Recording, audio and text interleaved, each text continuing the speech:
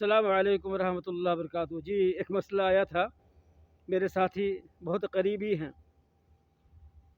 ایسے کچھ الجھن رہی ہوگی بیچاروں کو، اپنی گھر والی سے بات چیت نہیں کی ایک دو روز۔ گھر والی کیا کی، اپنی عورتوں میں کہہ کے صلح لے کے اور چلی گئی کسی مولانا صاحب کے پاس تعویذ لینے کے لیے، اور تعویذ لے آئی۔ انہوں نے تعویذ دیا، دم کر کے دیا کہ بھائی تیرا شوہر تو مولوی آدمی ہو، تو تعویذ تو کھائے گا پیے گا نہیں، اور حرام حرام بولے گا، ایسا کرو اس کو پانی میں دم کر کے اس کو پانی میں کر کے پلاؤ، اس کو پیا۔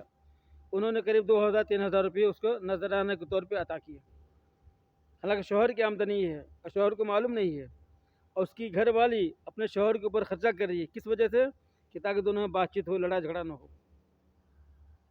یہ تعویذ، اور اگر مفتی منع بھی کرے کہ بچوں کو تعویذ مت پہناؤ، تو سب سے بڑی مفتی بن جاتی ہے ہماری عورتیں کہ کیوں نہیں پہنے تعویذ، تعویذ سے بہت فائدہ ہوا ہے، بہت شفا کا کام۔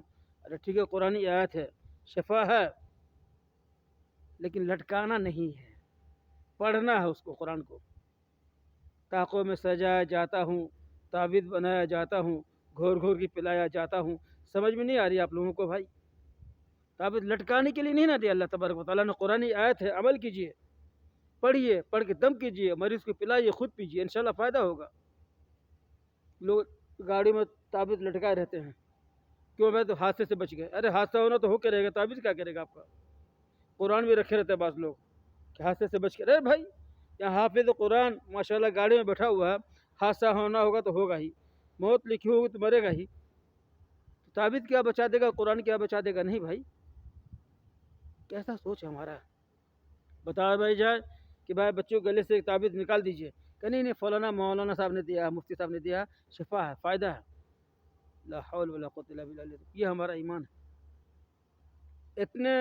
اتنا ہمارا ایمان کمزور ہو چکا اب، تعویذ پہ بھروسہ ہے لیکن خود حکم الحاکمین کا جو فرمان ہے اس پہ یقین نہیں ہے۔ قرآن پڑھا ہوا ہے، صاف کر کے پڑھنے کی توفیق نہیں ہوتی۔ ایک واقعہ سناتا ہوں، ایک مولانا صاحب کو کچھ لوگوں نے دعوت دیا، وہاں سب گھر میں آئے، اس نے کیا کہ آزمانے کے لیے کچھ پیسے وہاں پہ رکھے ٹیبل کے پاس، اور کہا محمد صاحب کھانا کھا لیجئے اور چلے جائیے گا، ہم کو تھوڑا سا ایمرجنسی آ گئی ہماری۔ کہا ٹھیک ہے ٹھیک ہے ٹھیک ہے، وہ چلے گئے۔ محمد صاحب کھانا کھایا، دیکھا قرآن پیسہ پڑا ہوا تھا، امانت تھی اس کو قرآن شریف کی جزدان کے اندر رکھ دیا۔ پھر وہ محمد صاحب چلے گئے اپنا فارغ ہو کے۔ ان دونوں بدگمانیاں ہونے لگی کہ مولانا صاحب شاید پیسہ لے گئے، مولانا صاحب شاید پیسہ لے گئے۔ مولانا صاحب نے سلام کا دوسرے روز تو ان لوگوں نے سلام کا جواب نہیں دیا۔ مولانا صاحب پریشان، بھائی سلام کا جواب کیوں نہیں دے رہا؟ آخر مولانا صاحب نے پوچھا ان سے، بھائی آپ میرے سلام کا جواب کیوں نہیں دیتے؟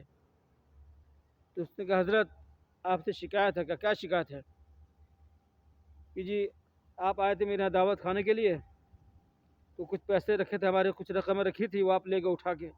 لا حول ولا قوت الا باللہ العظیم، یعنی کہ 1 ہفتے ہو گئے اب تک تحقیق نہیں لیا آپ لوگوں نے۔ ارے کم از کم اللہ کے بندے، قرآن شریف تو کھولا ہوتا، قرآن شریف کھول کے جزدان کے اندر دیکھا تو ہوتا، کم از کم آپ کی امانت اس میں پڑے ہوئے ہیں، یعنی 1 ہفتے سے آپ نے قرآن نہیں کھولا۔ یہ ہماری قوم کا حال ہے، بھروسہ کرے تعویذوں پہ۔ نہیں بھائی، تعویذ کچھ نہیں کرے گا، کوئی پیر کوئی مرید کچھ نہیں کرے گا، جو کرے گا اللہ کرے گا۔ اللہ سب کو ہدایت دے، صحیح دین کی سمجھ دے۔ السلام علیکم ورحمۃ اللہ وبرکاتہ۔